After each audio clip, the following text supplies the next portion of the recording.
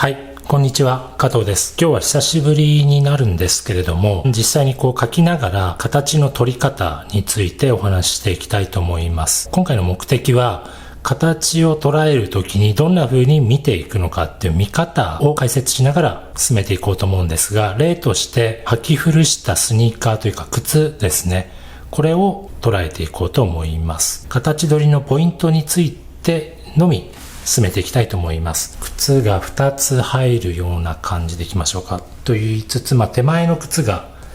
例えばこの辺に奥の靴がこの辺に、2つがちょっと段差を手前奥っていう感じでですね、置いてある感じにいこうと思います。はい、では行ってみましょう。この靴って左右の形が違うじゃないですか。右足のこの靴底の足の形ですね、土踏まずがあったりして、左足の、土踏まずの形があったり、ちょうど中敷きの形イメージしてもらうといいと思うんですけれども、接地面っていうのはこの床に接しているところですね。ちょうどその、中敷きの形みたいなのが隠れているんですけれども、そこにあると。で、今回はこんな感じで2つが置かれている。大まかに底の部分の形をこんな風に書いてみるといいかなと思います。で、その上でポイントになるのが、なんて言うんでしょう、親指の付け根の骨が当たる部分、ちょうどこの一番幅の広いあたり、ここからここまでっていう、この幅の長さに対する横幅を感じさせる部分がどんな風に見えているのか、これをちょっと意識してあげるといいと思います。どこかな。で、こんな風にですね、当たりをつけるときには線を複数本、何本も引きながらですね、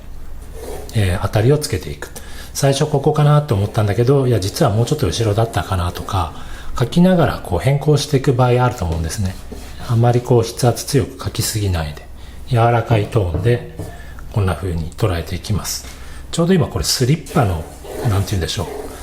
トイレのスリッパみたいな形になっていますけれども、ここから今度はね、立体的にかまぼこ型の例えば断面があると思うんですが、それを捉えていきます。靴っていうのはまずこの履くところというか足の入るところ、そして向こう側の靴も足の入るところで、ここがなんて言うんでしょう、かかとの上の履くときに指でつまむところですね。こういった構造物というか一番ポイントになりそうなところ捉えておくといいでしょう。で、ここ履くところ、ここかかと、履くところかかとで、ベロっていうんですかね、この、紐を結ぶところの内側の中に引っ込んじゃってますけれども、そこからこのつま先にかけて、こういう形状のベロがついてるんですね。こんな感じの。で、そこの周りをこうやって立ち上げて、右側と左側の皮で、囲っているというか、こういう風に覆っていると。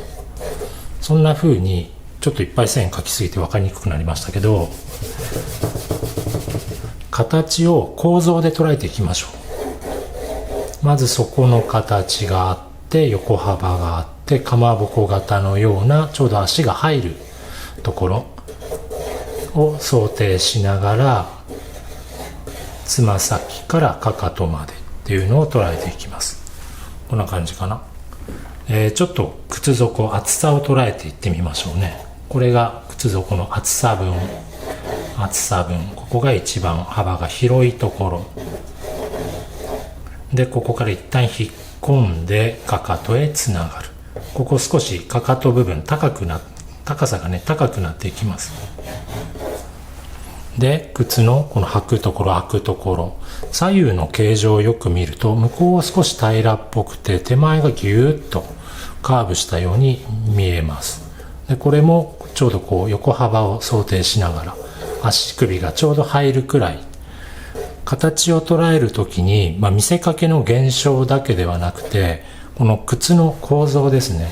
形をどういうふうに設計して作っているのかっていうのを、ちょっと意識的に構造を捉えながら見ていきます。こんな感じかな。向こう側はどうでしょう。足が入るところ、かかとつまむところで、向こう側のこの辺とこの辺がちょうど紐を結ぶところでしょうか。で、靴の底の厚みがあってで、つま先はやっぱりこう、なんて言うんでしょうね、こう丸く、ちょうどこうお団子みたいな丸く捉えておいて、そこにかぶさる形で、左右の革というか布がこうくると、こんな感じかな。で、このラフスケッチをやっぱり大事にしてほしいと思うのは、構造を理解しないで現象だけ追っかけていっても、なんかこう実際のらしさって出なかったりするんですね。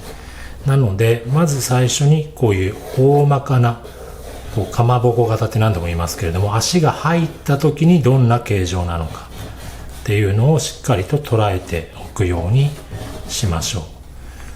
足が入った時にこれつま先にちゃんと足が入るのかなってね、断面をですね捉えながら描いていきます。で、あとこの紐の穴とか紐のこの表情とかはこれお化粧というか飾りみたいなもんなので、ちょっとくらい形が紐が長くなったり細くなったり、してもそんなに大きくは影響しないので、まずは重要なのはこの構造を捉える、中の形をよく見る、隠れているんだけれども最初にですね底の部分を捉えるような、そういった見方をしていきます。はい。本当はね、これ中に新聞紙とか詰めて、このベロの部分がもうちょっとこう上にこう上がるようにしたら、モチーフ的にはかっこよかったんでしょうけど、今回はちょっとこう自然な、くたっとしたままの、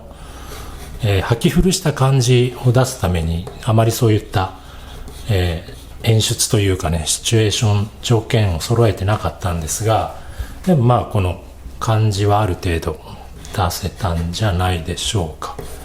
はい、あとこの紐の部分に関してはあまり追求しないですけれども、どうでしょうか。足のこう構造に応じた形になってきたでしょうか。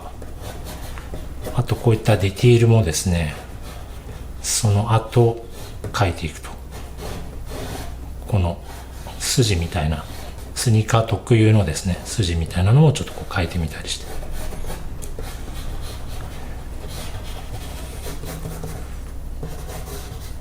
こんな感じかな。